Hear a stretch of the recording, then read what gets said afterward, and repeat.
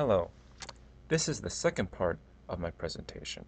In this second part, we will be discussing about the academic attributes of literacy using reading, writing, speaking categories. Now, let's first begin discussing about the reading skills. Let's first discuss what should we expect from a student proficient at literacy. Well, they should have the ability to comprehend text. When they read a piece of literature, a piece of text, or anything of the sort, really, they should comprehend the message that the text is trying to portray. Is it telling the student what the instructions for the next assignment is? Is it explaining why the bird is blue? Is it explaining why a cheetah can run 70 miles per hour? So the student should have the ability to comprehend text.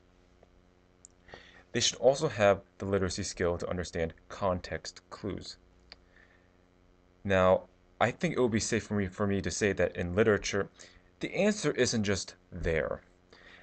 The student has to find some clues, hence context clues, in the literature to find the appropriate message or the intended message.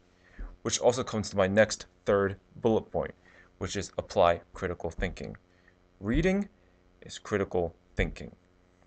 A student has to look at a piece of literature and find out what is the message, what is the story, what are they trying to tell me.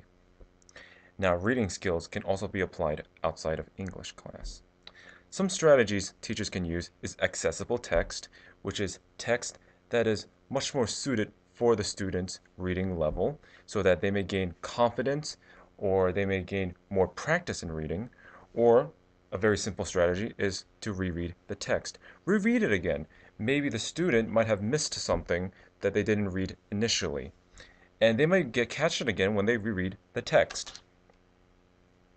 Speaking of practicing, however, we come upon the writing skill portion. Writing for a student with proficient literacy skills should be able to express thoughts in a coherent and understandable manner.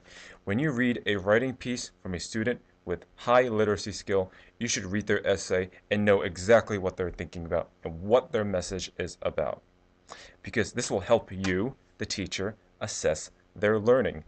You know what their thoughts about. You know what they're thinking about in class. You know what they're trying to say, and you know what level of proficiency they are at, because with their high literacy skill, they're able to communicate with you through assignments. Now, some strategies for students who may lack in writing are graphic organizers, which help organize their thoughts in a more coherent and structured manner. Practicing is a very valid strategy in almost any skill, really. And modeling essays. Write an essay for the students and give them a model for them to look at.